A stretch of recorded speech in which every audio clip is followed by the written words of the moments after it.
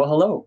Like every year, I'm here in the beautiful Austrian mountains around me and taking some time literally off the grid for reflection and thinking. A tradition I've developed to wrap up each year and plan ahead. It's one way to clear my mind and think about where we've been, what we've done, and where we're going without much structure. And sometimes that's helpful to take some time off. And I'm happy to share that and my thinking and my reflections. I've always done it with my team, and now we're also publishing this for our partners.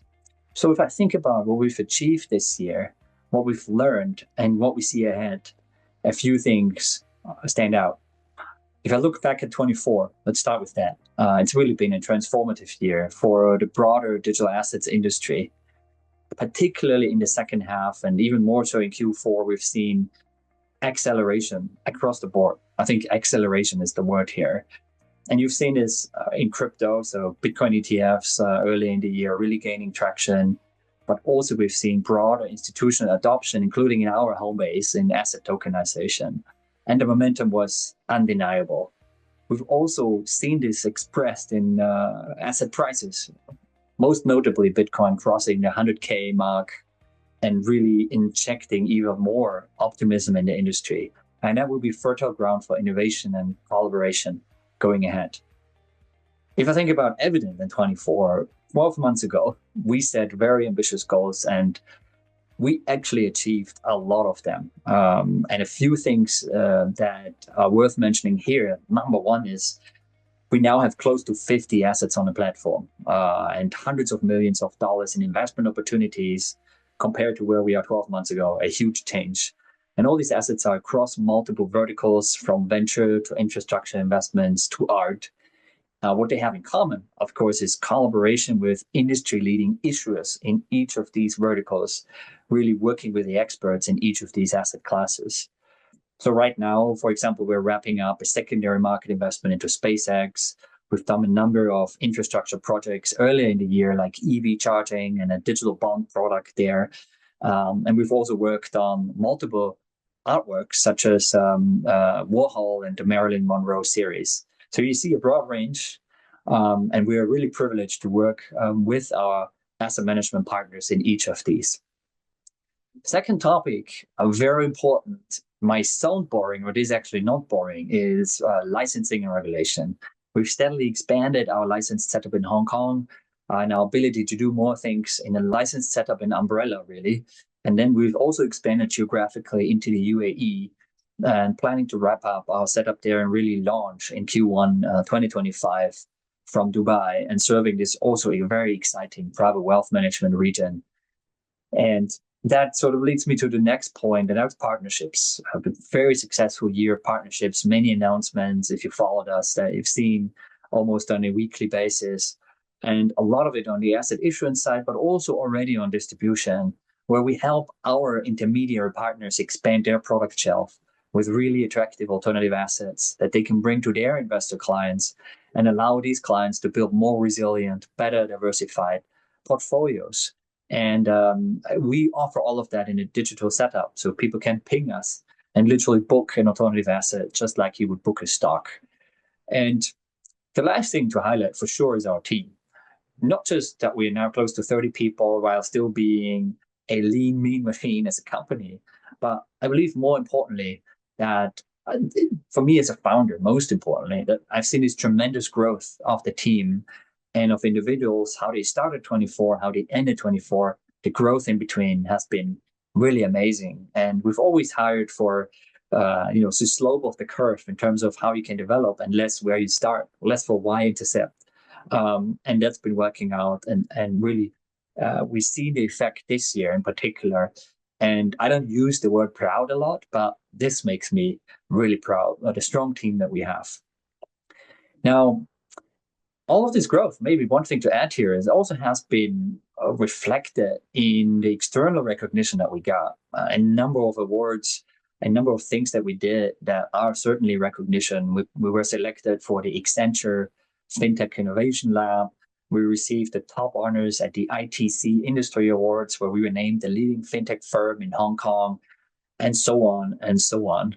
And these accolades are important, actually. They're an external reflection of excellence, of course, but to me, they are much more a recognition of the hard work that our team is putting in every day. Okay, 24 lessons. We learned a lot of lessons, mostly from mistakes, but also from the success cases. And let us stay on the positive side. And one thing I want to highlight here is this concept of a flywheel. As a marketplace, we have two sides that we're serving, asset issuance and then the investors that want to access to these assets. And it's interconnected, of course. And you can create a flywheel here. With great assets, you attract more investors. With investors, you will get even more great assets.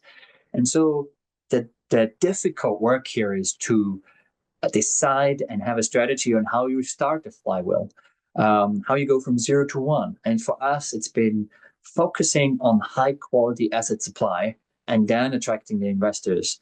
And that's certainly one thing that we learned this year. That's been so important for us. And we actually tipped that flywheel. It's starting to turn. And so if you look ahead into the future, 25 is all about accelerating this flywheel. Now, if I think about 25 and the macro view, three trends to highlight. The first one, I think we all see it. It's more volatility, more unpredictability coming ahead. We look at this, and me personally, we look at this as opportunity. Because if there is a lot of movement in the market, there will be a lot of openings. So fast and nimble companies will accelerate from that, and will accelerate, benefit from that, I should say, and accelerate because of that. The second opportunity, in a way connected to that, is also further growing institutional adoption that will create significant tailwinds for the industry. And these factors together actually create a unique window of opportunity where there will be more inflow, more activity, and bigger players coming in. And that's how we look at 25. Unique window that we'll probably never see again as a company of where the industry is and how fast it's actually growing. Now, the next thing from a micro perspective as a company is how do we move in that? Strategy is very simple. I always like a simple strategy. Here it is, shift almost all of our energy on the distribution side. I mentioned the success and the processes that are working on the asset on-ramp and on the issuance side. Now we'll focus on a simple KPI, which is total transaction value, TTV, where the question is not how much can we tokenize, but it's more how much can we place in the market. That will really differentiate between great companies and mediocre companies in our space. And so most of my energy will go into further building out these partnerships and further building out our distribution channels in a multimodal way with different parties and partners and global networks. A few things that will not change, that are not changing. Our North Star continues to be to support, to innovate alongside, and to work together with our partners. We are here to serve. That will not change. Well, maybe one thing will change. We will 10x our efforts in this space. Second, the other thing that will not change is we will put all of our work into making our partners successful and this way become successful ourselves. And that has to do with internal growth, as I explained, but also has to do with how we pick our partners, how we're very careful while we build out the business. That will also not change. So in summary, to wrap up, is as we're entering 2025, the name of the game is opportunity and taking advantage of this unique time in the market and really build for shared success. So I can only say good luck for this year, be well, and keep building.